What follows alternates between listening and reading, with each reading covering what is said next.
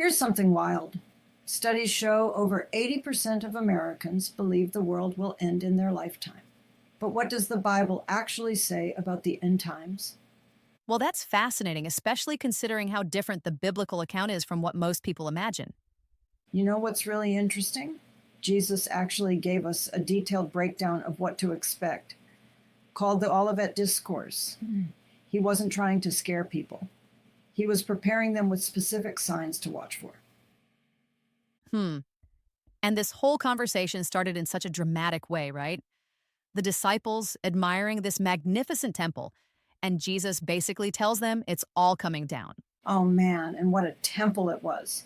We're talking about foundation stones weighing more than 100 tons. That's like 15 adult elephants. The gold plating was so brilliant, people literally had to look away when the sun hit it. So, what happened to make Jesus' prophecy come true? I mean, it seems almost impossible that such a massive structure could be completely destroyed. Well, in 70 AD, less than 40 years after Jesus said this, the Romans came in and did exactly what he predicted. They literally dismantled the temple stone by stone looking for melted gold. But here's the thing.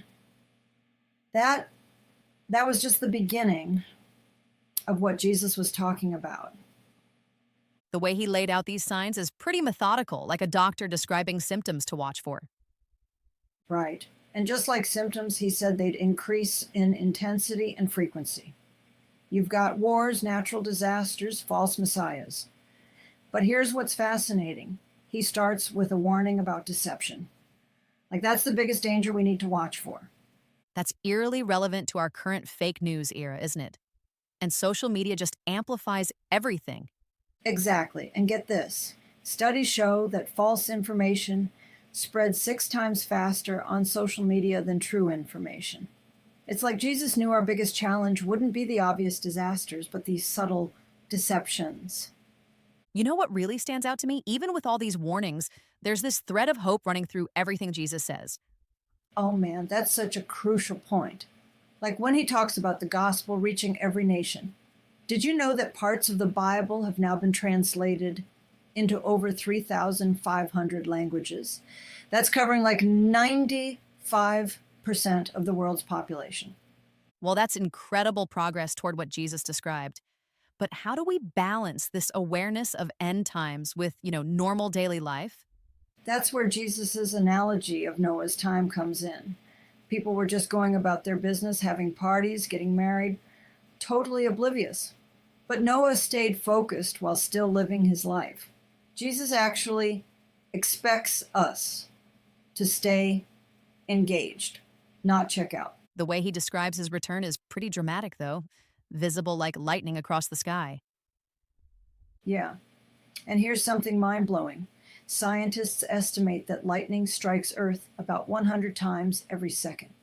Jesus is saying his return will be even more obvious than that.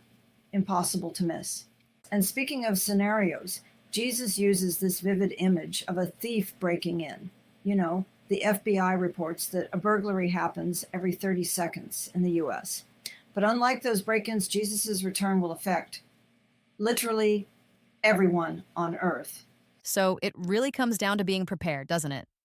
Exactly, but not in a doomsday prepper kind of way. Jesus talks about being spiritually ready, staying faithful to what we're called to do. It's more about character than stockpiling supplies. That's what makes this so different from typical apocalyptic scenarios. It's about purpose and hope, not just survival. And here's our big takeaway. Jesus isn't just giving us information about the future. He's giving us context for understanding our present circumstances. It's like having the last chapter of a book that helps you understand the whole story better. Well, that certainly changes how we might view current events, doesn't it? Absolutely changes everything. Instead of being overwhelmed by the news, we can see how it all fits into this larger narrative. And that's what gives us hope, knowing there's actually a plan behind what looks like chaos.